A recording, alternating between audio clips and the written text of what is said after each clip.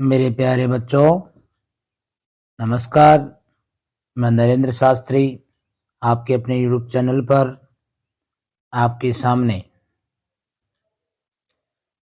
प्यारे बच्चों नमस्कार। मैं नरेंद्र शास्त्री आपके अपने यूट्यूब चैनल पर आज आपके समक्ष 2023 में कक्षा 8वीं बोर्ड के हिंदी पेपर का सॉल्यूशन लेकर उपस्थित हूँ। यह पेपर देखकर आप ये जान सकोगे कि आगामी परीक्षा 2024 में आपका हिंदी का पेपर कैसा आएगा। तो आप इस पेपर का सॉल्यूशन ज़रूर देखें, सुनें और समझें। अगर नए हैं तो हमारे चैनल को सब्सक्राइब कर लें। आपके लिए हम और भी आगे भी ऐसे ही अन्य महत्वपूर्ण पेपरों के सॉल्यूशन लेकर उपस्थित रहते रहेंगे। तो आप हमारे इस प्रकार वीडियो को देखते रहें ताकि आपका ज्ञान बढ़ता रहे।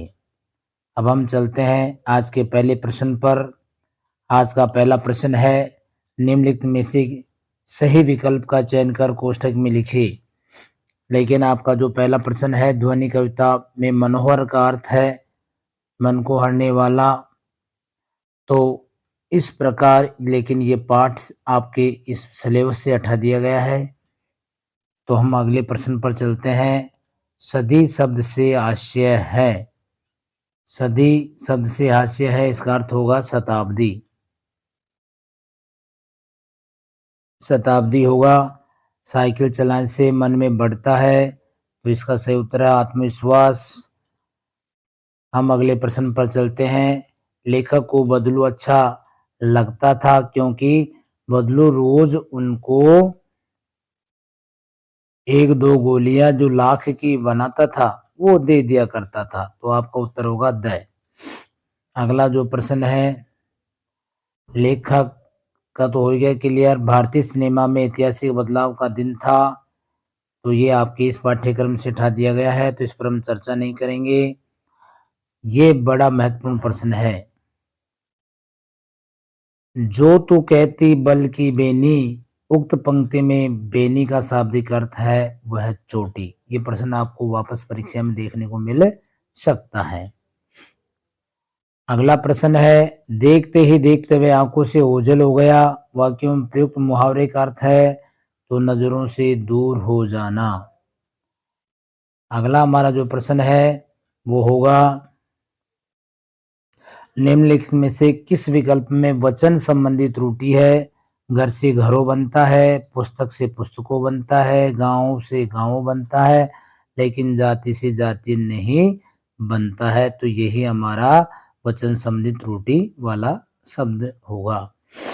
अति लघुतरात्मक प्रश्नों पर चलते हैं। ये ध्वनि वाला प्रश्न है, 9वां आपका डिलीट हो गया है, तो हम इस पर चर्चा नहीं करेंगे। अगला जो प्रश्न हमारा 10वां, बादल के 2 पर्यायवाची शब्द लिखकर वाक्य में प्रयोग कीजिए। तो हम जानते हैं बादल के पर्यायवाची मेघ, घन, जलद, पयोदय काफी होते हैं। तो इनका जो प्रयोग भी अगर करवा रहे तो आप आराम से लिख सकते हैं कि भाई काले मेघों को देखकर मोर नाचने लगा, या आसमान में काले मेघ छाए हुए हैं। घन, घन को मतलब कृष्ण के बाल घन से भी ज्यादा काले हैं। तो इस प्रकार वाक्यों का प्रयोग कर सकते हैं। या सावन में जो काले जो मेघ है वो बरस रहे हैं। तो इस प्रकार आप कोई भी वाक्य प्रयोग कर सकते हैं जिसका कोई सार्थक अर्थ निकले। निम्नलिखित अशुद्ध वाक्यों को शुद्ध कर पुनः लिखिए। अशुद्ध वाक्य यह मेरा किताब है, तो मेरा नहीं होता है, ये अशुद्धि है, तो हम इसको मेरा का मेरी कर देंगे। ठीक है, तो इस प्रकार ये मेरी किताब है आपका हो जाएगा आंसर। अगला जो प्रश्न है साइकिल वाले से है। तो साइकिल चलाने से महिलाओं को क्या लाभ हुआ है, कोई 2 लाभ लिखने हैं। साइकिल सीखने से महिलाओं में आत्मसम्मान की भावना जागृत हुई है। साइकिल ने उन्हें आज़ादी, आत्मनिर्भरता व गतिशीलता प्रदान की है, क्योंकि साइकिल चलाने से वह बिल्कुल अपने आप में स्वतंत्र हो गई, अपने आप में गतिशील हो गई, अपने काम स्वयं करने लग गई। साइकिल से वो सवारी करती हुई दूर दूर तक जाने लग गई। तो इस प्रकार उनको कई फायदे हुए। अब चलते हैं अगले प्रश्न पर। अगला हमारा जो प्रश्न है 13वां, किस लोभ के कारण श्री कृष्ण दूध पीने के लिए राजी हुए? तो लोभ एक ही होता है श्री कृष्ण का कि भाई अगर वो दूध पिएंगे तो उनकी जो चोटी है वो लंबी और मोटी हो जाएगी। तो इस कारण से ही वो दूध पीना शुरू कर देते हैं। अगला जो प्रश्न है, गौरैया की टोपी देखकर ये भी राजा को शर्म महसूस क्यों हुई? ये आपके पाठ से यानी सिलेबस से डिलीट कर दिया गया है, पाठ हटा दिया गया है। अगला जो हमारा प्रश्न है, वाहन चालकों की गलती की वजह से सड़क दुर्घटनाएं होती हैं। चालकों के द्वारा की जाने वाली 4 गलतियों को लिखिए। देखो, चालक जो गाड़ी चलाने वाला होता है वो कई गलतियां करता है। उनमें होती है पहली, तेज गति से वाहन चलाना। दूसरा है वाहन चलाते समय सीट बेल्ट और हेलमेट का उपयोग नहीं करना। और तीसरा है वाहन चलाते समय मोबाइल का उपयोग करना। और चौथा है यातायात के नियमों का उल्लंघन करना या यातायात के नियमों का ज्ञान नहीं होना। तो ये सारे हैं जो बहुत बड़े कारण हैं दुर्घटनाओं के। तो अगर आप भी हैं इस गलतियों को करने वाले तो आप इनको अपनी गलतियों में सुधार कर लें। अगला जो हमारा प्रश्न है, हम भिखमंगों की दुनिया में स्वच्छंद लुटाकर प्यार चले। उक्त पंक्तियों के माध्यम से कवि जो संदेश देना चाहता है वह कहाँ तक उचित है? तर्क सहित उत्तर दीजिए। तो ये तर्क है जो पूर्णतया उचित है और हम इसमें यही कहना चाहेंगे कि जो दीवाने होते हैं वो संसार में कुछ ऐसा करके दिखाते हैं लेकिन वो भी भिखमंगों के आगे अपने आप को असफलता के साथ ही महसूस करते हैं कि उनको भिखमंगों से वो भी अपने हृदय के वजन पर ही बोझ के रूप में ले जाते हैं, वो भी उनको नहीं सुधार पाते हैं। तो दीवाने कहते हैं कि संसार में कुछ लोग भिखमंगों की तरह हाथ फैलाए रहते हैं, उनकी इच्छाएं कभी पूरी नहीं होती, लेकिन इन लोगों के बीच उन्होंने दिल खोलकर प्यार लुटाया है, क्योंकि प्यार ही सच्चा सुख देता है।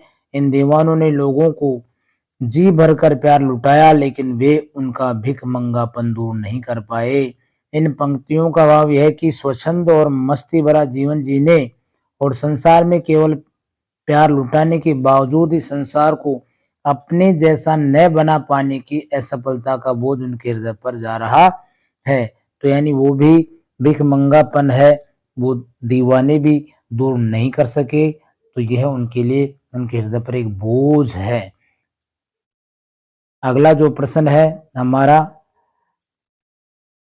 एक राजा के पास एक काला घोड़ा था। घोड़ा बहुत तेज दौड़ता था। राजा शिकार खेलने जाता तब उसी घोड़े की सवारी किया करता तथा घोड़े से अत्यधिक प्रेम करता था।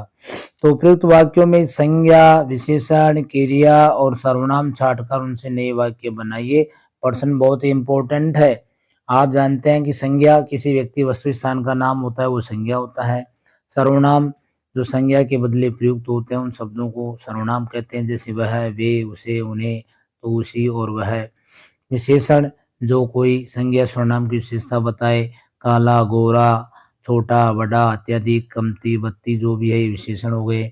और विशेष क्रिया विशेषण होता है जो विशेषण की भी विशेषता बताए, जैसे बहुत, तेज, अत्यधिक, प्रेम, ये सब क्या है? क्रिया विशेषण है। तो हम इनका वाक्यों में प्रयोग करें तो इस प्रकार कर सकते हैं, और भी अपनी इच्छा से कोई भी वाक्य बना सकते हैं। जैसे वाक्य में, संज्ञा वाक्य में, राजा, अयोध्या के राजा राम दशरथ के पुत्र थे।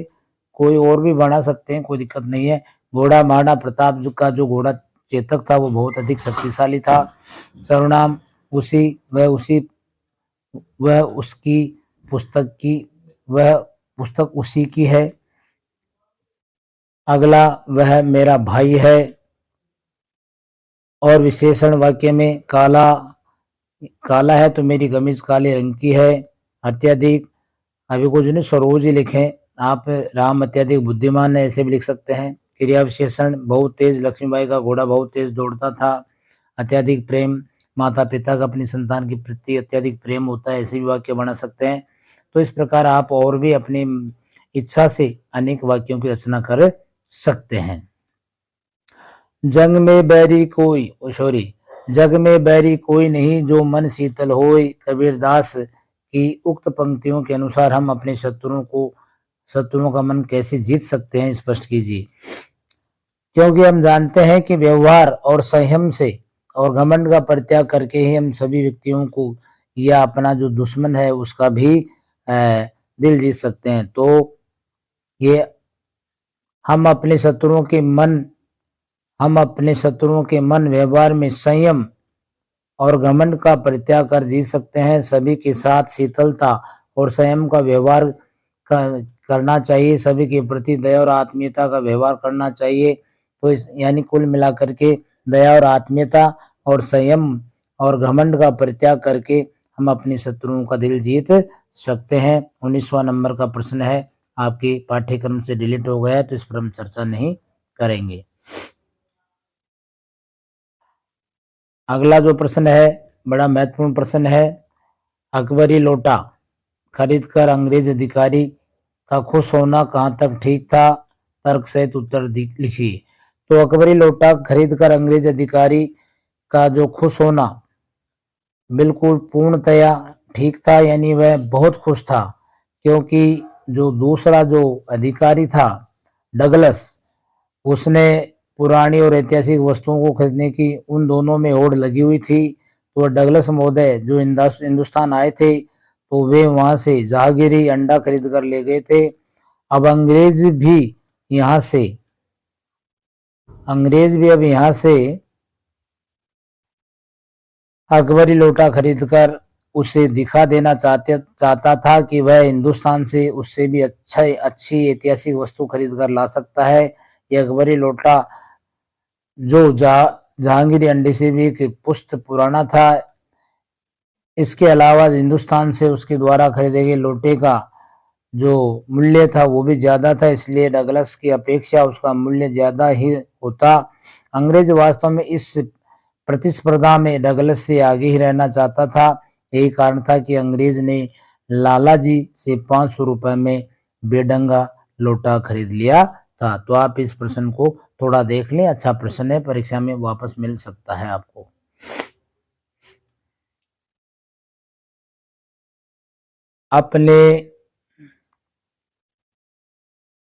अपने गांव को स्वच्छ रखने के लिए आप क्या योगदान दे सकते हैं? आपके द्वारा किए जाने वाले योगदान को लिखिए। तो गांव को स्वच्छ रखने के लिए बहुत सारे उपाय होते हैं, कोई किसी भी तरीके से अपना योगदान दे सकता है। अपने गांव को स्वच्छ रखने के लिए हम निम्न योगदान दे सकते हैं। प्रतिदिन गांव के अंदर साफ सफाई करना, कूड़ेदान के उपयोग हेतु गांव वालों को जागरूक करना या कूड़ेदान का प्रयोग करने के बारे में उनको बताना, गांव में गंदे पानी की निकासी हेतु नालियां बनवा देना या गंदे पानी की निकासी हेतु लोगों को समझाना, गांव में चारों ओर पेड़ पौधे लगवाना। तो और भी बहुत सारे काम हो सकते हैं जो हम स्वच्छता के लिए कर सकते हैं। अगला जो प्रश्न है, निम्नलिखित पद्यांश की सप्रसंग व्याख्या कीजिए। ऐसा प्रश्न आपको परीक्षा में अवश्य मिलेगा, और जिसमें जो आपका पाठ है सुदामा चरित्र वाला, ये बहुत इंपॉर्टेंट है। इस पाठ को आप बिल्कुल अच्छे से याद कर ले। ऐसे बेहाल बेवाइन सो पग कंटक जाल लगे पुनि जोए, हाय महा दुख पायो सखा तुम आये इतई न कितई दिन खोए। देखि सुदामा की दीन दशा करुणा कर कई करुणा निधि रोए।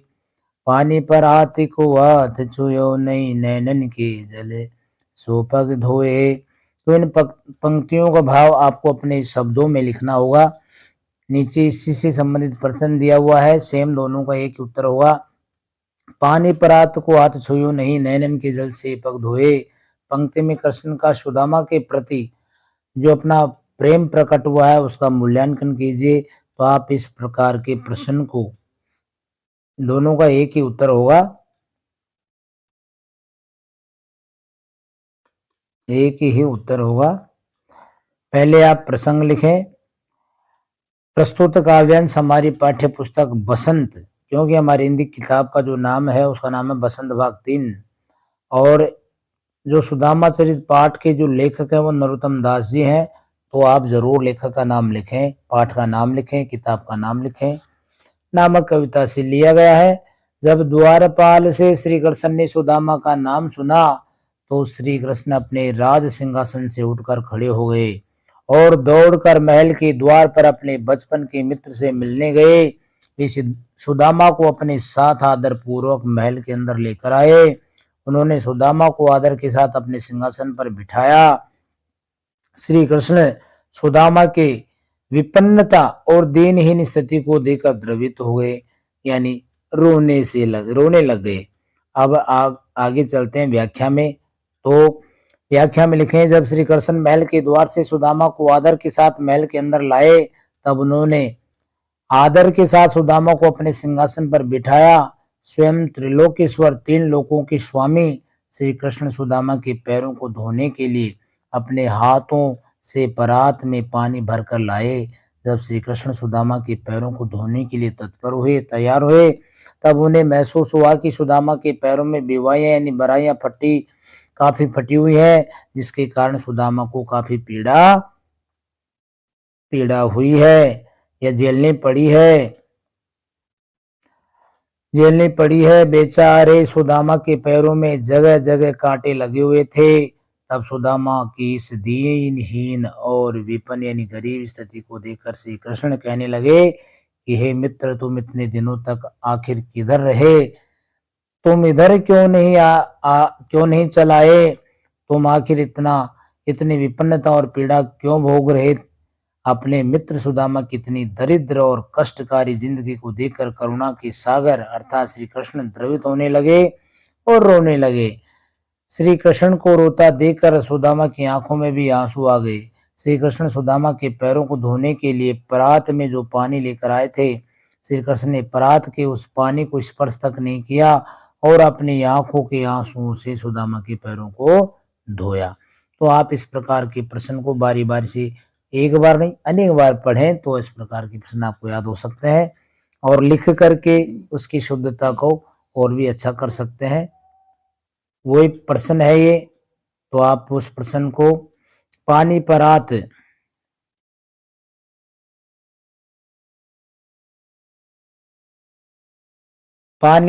को हाथ छुयो नहीं, नैनन के जल से पग धोए। पंक्ति के अनुसार जब करुणा के सागर श्री कृष्ण ने सुदामा के पैरों में चुभे हुए कांटों और उनकी फटी हुई विवाहियों को देखा तो द्वारकाधीश ये सब देखकर व्यथित हो गए।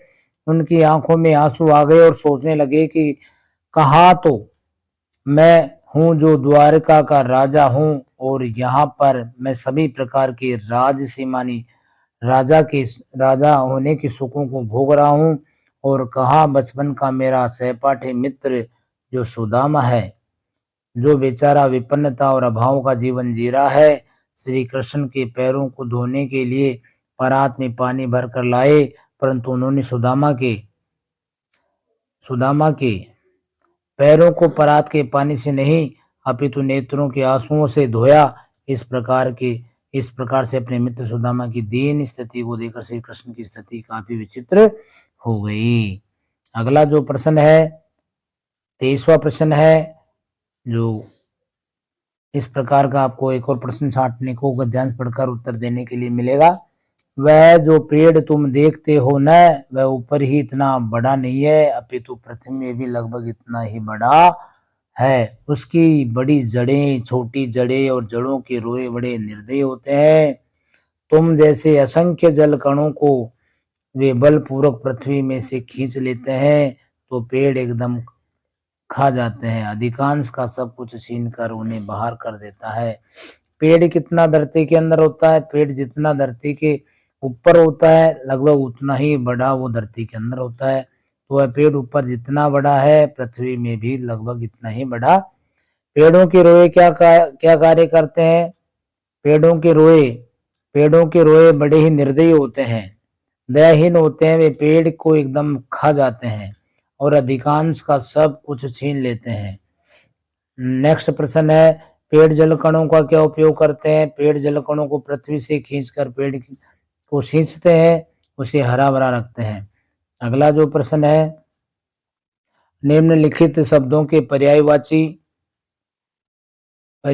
शब्द गद्यांश में से छांट कर लिखने होते हैं। तो धरती को धरा, धरती, पृथ्वी, वसुधा, वसुंधरा, भूमि बहुत सारे पर्यायवाची होते हैं। पानी का जल, नीर, तोय, अम्बु, सलिल, इस प्रकार और भी कई पर्यायवाची होते हैं, लेकिन आपको इसको गद्यांश में से ही आपको देखकर लिखना होगा। आप राजकीय उच्च प्राथमिक विद्यालय जसपुरा की छात्रा अंजलि कुमारी है। मेरी बहन के विवाह में जानी तो 3 दिन के अवकाश हेतु प्रार्थना पत्र लिखी। इस प्रकार का प्रश्न आपको 100% परीक्षा में मिलेगा। और इसी में अथवा दे रखा है कि आप राजकीय उच्च माध्यमिक विद्यालय विकासपुरा की छात्र सुरेंद्र हैं। तो अगर ऊपर वाला करते तो आपका नाम अंजलि कुमारी होगा, चाहे वो लड़का हो चाहे लड़की हो, आपका नाम अंजलि कुमारी ही लिखना पड़ेगा। विद्यालय का नाम राजकीय उच्च प्राथमिक विद्यालय जसपुरा ही लिखना पड़ेगा। और अगर नीचा वाला करते हैं तो राजकीय उच्च प्राथमिक विद्यालय विकासपुरा ही लिखना होगा और आपका नाम सुरेंद्र ही लिखना होगा, चाहे लड़की हो या लड़का। तो इस प्रकार अपने नाम लिखने संबंधी गलती कभी भी मत करना। तो आप इस प्रकार के इस परफॉर्मो को देख सकते हैं और अपने इस प्रार्थना पत्र को लिखने का अभ्यास कर सकते हैं। सेवा में एक सिद्ध में लिखें, सेवा और में अलग अलग लिखें। श्रीमान प्रधानाध्यापक महोदय, राजकीय उच्च प्राथमिक विद्यालय जसपुरा। तो इस प्रकार विद्यालय का नाम लिख सकते हैं और विषय जरूर लिखें। 3 दिन के अवकाश हेतु प्रार्थना पत्र। महोदय, सादर निवेदन है कि दिनांक, आपकी बहन की शादी मान लो आपकी 28 मार्च को परीक्षा है, तो आप लिख सकते हैं कोई भी तारीख में, कोई दिक्कत नहीं है। 28/3/2024 लिख सकते हैं, कोई निश्चित है। तो सादर निवेदन है कि दिनांक 28/3/2024 को मेरी बड़ी बहन अनीता का विवाह होगा। इस कारण मैं दिनांक, अब आप 26 से ले लें, 26, 27, 28, तो यहाँ आप लिख सकते हैं दिनांक, यहाँ लिख सकते हैं 26/3/2023 से, और 28, आप 29 तक ज़्यादा लेना चाहे तो कुछ ज़्यादा लिख सकते हैं, लेकिन 3 दिन का है तो आप 3 दिन की 26, 27, 28, तो 28/3/2024 तक आपकी कक्षा में मैं उपस्थित नहीं हो सकूंगा या नहीं हो सकूंगी लिखेंगे। अतः निवेदन है कि मुझे 26/3/2024 से दिनांक 28/3/2024 तक आप 4 दिन की जगह 3 दिन का अवकाश प्रदान करने की कृपा करें। आपकी आज्ञाकारी शिष्या, नाम आपका अंजलि है तो आप अंजलि ही लिखें और अन्य नाम नहीं लिखें। कक्षा 8वीं लिखें। दिनांक जैसे आप 26 को लिख रहे हैं तो 26/3/2024 ही लिखें। इस प्रकार आप अपना प्रार्थना पत्र लिखकर अभ्यास कर सकते हैं। अगला शैक्षिक भ्रमण पर है, तो शैक्षिक भ्रमण पर कर सकते हैं। जो आपको अच्छे से आता हो उसी को चयन करें और सरल भाषा का प्रयोग करते हुए लिखें। सेवा में श्रीमान प्रधानाचार्य महोदय, राजकीय उच्च माध्यमिक विद्यालय विकासपुरा, विशेष शैक्षिक भ्रमण हेतु प्रार्थना पत्र। महोदय, निवेदन है कि हम कक्षा 8वीं है कि सभी छात्र शैक्षिक भ्रमण पर रावत भाटा जो कोटा में है वहाँ जाना चाहते हैं। वहाँ का भ्रमण करने से मार्गदर्शक के रूप में हमारे साथी से, अतः प्रार्थना है कि हमें इस शैक्षिक भ्रमण पर जाने की अनुमति प्रदान करें। साथ ही हमारे साथ हमारे कक्षा के शिक्षक महोदय को मार्गदर्शक के रूप में भेजने की कृपा करें। से धन्यवाद जरूर लिखें। से धन्यवाद। आपका आज्ञाकारी शिष्य, नाम सुरेंद्र, कक्षा 8वीं है। दिनांक अब जैसे 28 को लिख रहे हैं तो 28/3/2024 लिखें। इस प्रकार आप अपने प्रार्थना पत्र को लिखकर मजबूती प्रदान कर सकते हैं। बिल्कुल 100% आएगा परीक्षा में। तो आप इस प्रकार 2-5 जो भी आपके प्रार्थना पत्र को लिखकर तैयार करें। निबंध है, निबंध में से किसी एक विषय पर निबंध लिखिए। कोरोना महामारी, विद्यालय का वार्षिक उत्सव, जल है तो जीवन है, युवाओं में मोबाइल का बढ़ता चलन। तो इसमें से 2-3 ये बिल्कुल बहुत ही बढ़िया बढ़िया निबंध है। आपके विद्यालय का वार्षिक उत्सव है और युवाओं में इस समय मोबाइल का बहुत ही बढ़ चढ़ करके चलन बढ़ चुका है, तो इन दोनों तीनों को आप अच्छे से याद कर सकते हैं। अब निबंध तो आप अपनी सहायक पुस्तिका में से कोरोना के बारे में है तो कोरोना के बारे में आप लिख सकते हैं। अगर आपको उपलब्ध नहीं है तो आप हमारी इस वीडियो को इस प्रकार पॉज करके, रोक करके धीरे धीरे आप हमारे इस चैनल से अपना निबंध लिख सकते हैं। तो आपको पूर्णतया आपको ये पूरा निबंध है जो मिल जाएगा। अगला जो है विद्यालय का वार्षिक उत्सव है, वो आपको निबंध मिल जाएगा, तो आप इसको पॉज़ करके और आराम से लिख सकते हैं।